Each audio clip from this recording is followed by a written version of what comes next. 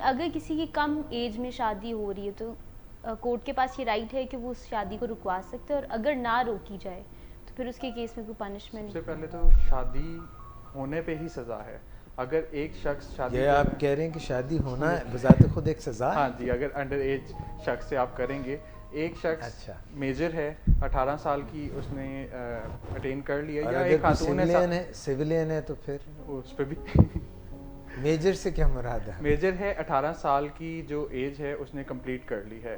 خاتون کی صورت میں، فیمیل کی صورت میں 16 سال کی جو ایج ہے اس نے کمپلیٹ کر لی ہے. اگر کوئی شخص ایسا ہے جو کہ میجر ہے اور 18 سال مرد اور 16 سال عورت کی صورت میں اس نے کمپلیٹ کر لیے ہوئے ہیں، اور وہ جانتے ہوئے کہ دوسری جو کانٹریکٹنگ پارٹی ہے، چاہے وہ میل ہے چاہے وہ فیمیل ہے، وہ مائنر ہے، وہ چھوٹی ایج کا ہے، اس سے شادی کر لیتے ہیں، اس کے لیے بھی سزا ہے. جو نکاح خوان نکاح پڑھا رہا ہے اس کے لیے بھی سزا ہے، سب پھڑے جان کے. اور جو گارڈین یا پیرنٹس ہیں جو اس ٹائم پہ میرج کانٹریکٹ کروا رہے ہیں، جن کی سرپرستی میں وہ میرج ہو رہی ہے، ان کے اوپر بھی سزا ہے، لیکن سزا بہت نامنل ہے، 1 ماہ قید ہے اور 1000 روپے جرمانہ ہے.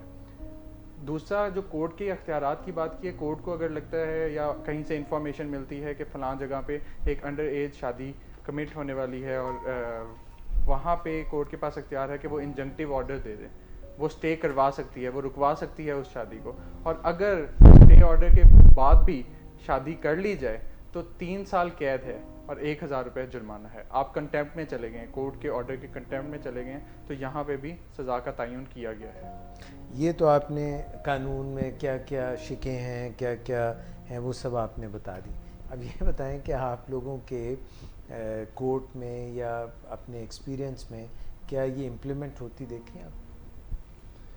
بہت سارے قانون، جس طرح چائلڈ میرج، یہ ریسٹرینڈ میرج ایکٹ ہے کہ شادی کم عمری میں ہے وہ رجسٹرڈ نہیں ہو سکتی ہے، یہ بالکل اس کا ہے.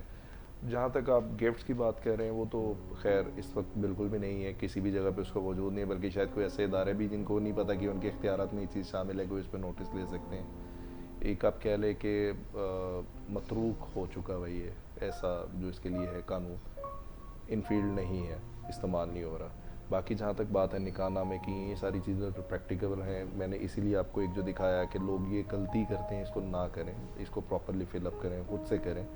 نکاح خواہ پراپر شخص نہیں ہے جو یہ بتائے کہ آپ کو کون سی شرائط امپلیمنٹ کرنی وہ چاہیے. تو کہے گا بس اب میں نے پڑھا دیا. نکاح نامہ فل کرنا ایکچولی لڑکا اور لڑکی کا حق ہے کہ وہ اپنی کنسنٹ سے اس نکاح نامے کو فل کریں، سائن کرتے لیکن انفارچونیٹلی ہمارے یہاں پر ایک کسٹم بن چکا ہوا ہے کہ نکاح نامہ یا تو نکاح خواہ فل کر رہا ہوتا ہے، یا پھر گھر کے 2-4 بڑے بیٹھ کے تو اس کو بس فل کر کے تو ایک خانہ پوری کر دیتے ہیں، اور صرف قبول ہے قبول ہے قبول ہے کو نکاح سمجھا جاتا ہے. جبکہ یہ نکاح نامہ ایک اتنا امپورٹنٹ ڈاکیومنٹ ہے جس کے اوپر آپ کی پوری میرٹل لائف بیس کر رہی ہے.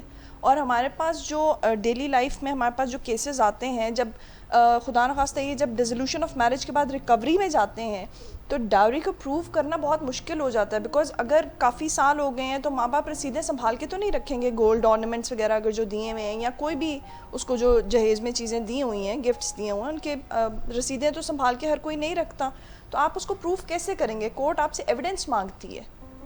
تو یہ اس کے اندر جو شکیں، اور پھر اس کے اندر جو کلوزز ڈالے گئے ہیں کہ آپ اپنی لڑکی اپنی طرف سے شرط رکھ سکتی ہیں، شرائط اپنے ہسبینڈ کے لیے کہ یہ مجھے ماہانہ خرچہ کتنا دے گا، یا پھر یہ دوسری شادی ساری زندگی نہیں کر سکتا ٹل آئی ایم الائیو، اس طرح کی شرطیں رکھوائی جا سکتی ہیں. اپنے لیے بھی خطرناک ہو سکتا ہے سر ڈیپینڈ کرتا ہے. اور دوسرا ہسبینڈ کے پاس بھی یہ رائٹ موجود ہے کہ اگر وہ اس کو ڈیورس کا رائٹ دے رہا ہے، جو کہ دینا چاہیے، ایک عورت کے پاس بھی حق ہونا چاہیے کہ مرد کے حق میں جاتا ہے.